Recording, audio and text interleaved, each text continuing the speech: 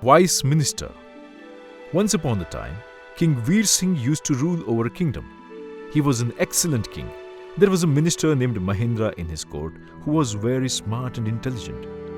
Justice used to be served to everyone who sought it in the king's court. But whenever the king couldn't solve a matter, he would ask his minister for the advice and grant justice for the needy. Once, such a matter came in front of the king that became difficult for him to bring to a conclusion.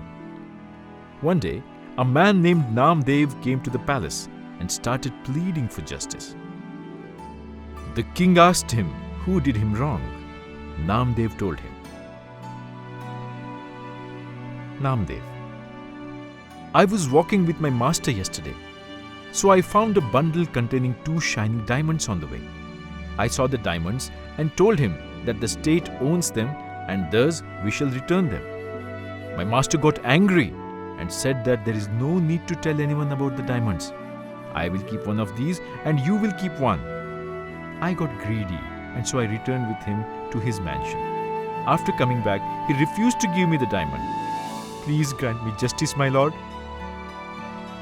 The king immediately called Namdev's master in the court. The master was very insidious and he started talking. Owner, sir, it is true that we had found the diamonds, but I had given them to Namdev. I asked him to deposit these diamonds in the treasury. Namdev has greed in his mind, so he is making false stories. What proof do you have for this story? You ask the rest of my servants. All of them know it. When the king asked the other 3 servants, they also said the same thing, that Namdev has the diamonds. Now the king was caught in a great dilemma. He called off the meeting and said that the verdict will be pronounced after some time. The king sought advice from all his ministers inside his room.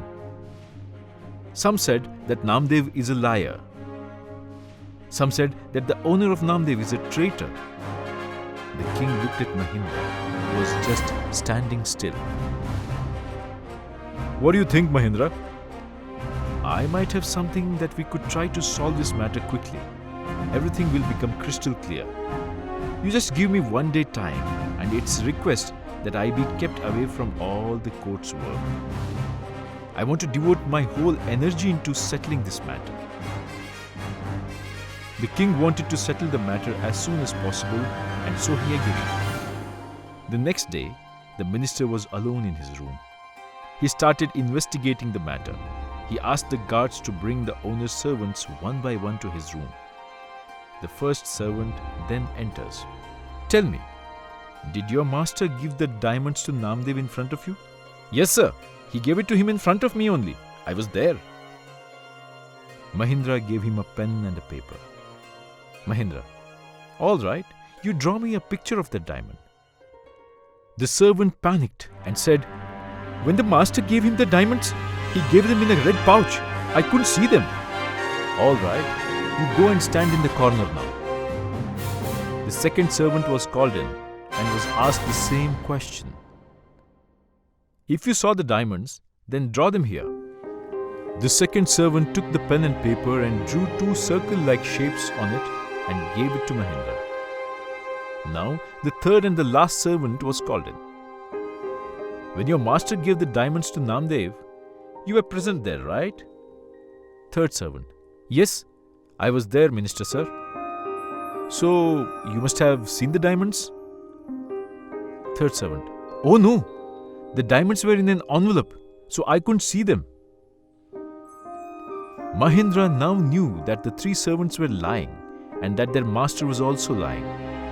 He kept all the 3 servants under strict supervision, and the next day they were presented in the court. Mahendra. King, I have resolved the matter. I asked these 3 the same question with reference to the diamonds, but all 3 had different answers. This means that the real culprit is the owner. The owner got greedy for the diamonds and so he cheated on Namdev. The 3 servants panicked and fell at the king's feet. First servant. It is not our fault, sir. Our master threatened to kill us if we didn't lie.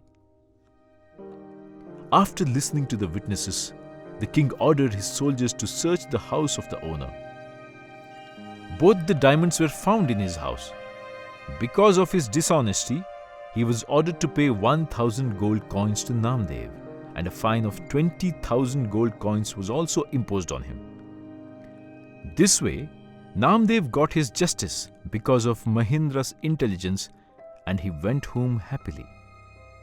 Moral of the story: we learn that lies don't last for a long time. Therefore, one should never resort to lies. At the same time, greed is always bad for us. Joanna, what took you so long to return home after play? And what's in your hand? Asked the worried mama.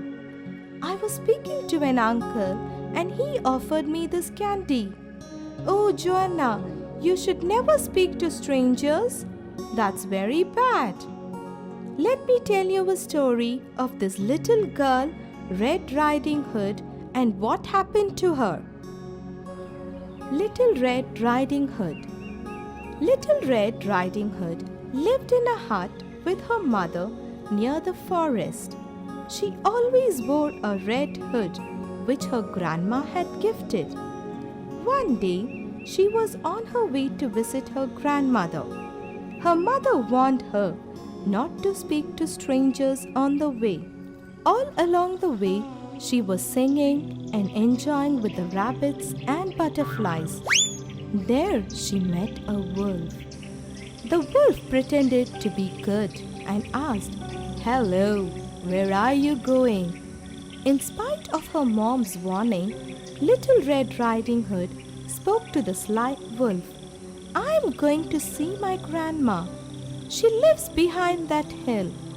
The wolf thought of a wicked plan. He ran fast to the old grandma's house.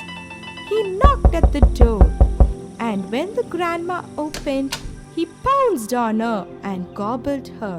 He then went and lied down on the grandma's bed. After some time, Little Red Riding Hood reached the house. She saw the wolf on her grandma's bed and wondered, "Grandma, what big eyes you have!" And the wolf replied, "So that I can see you better." "Grandma, what big ears you have!" "So that I can hear you better," said the wolf. "Grandma, what big nose you have!" "So that I can smell you better," replied the wolf. "Oh, Grandma, what big teeth you have!" "So that I can eat you better, ha ha!" replied the wicked wolf. "Help me! Help me!" cried Little Red Riding Hood. Nearby, a woodcutter was in the forest and heard the scream. He rushed to the house and saw the wolf attacking the little girl. He hit the wolf on its head. This made the wolf wide open its mouth, and then out jumped the old grandma. The wolf ran away, and the Little Red Riding Hood never saw the wolf again. So, Joanna, this is the story of Little Red Riding Hood. What did you learn from the story? Yes, Mama, now I knew. We should not talk to the strangers.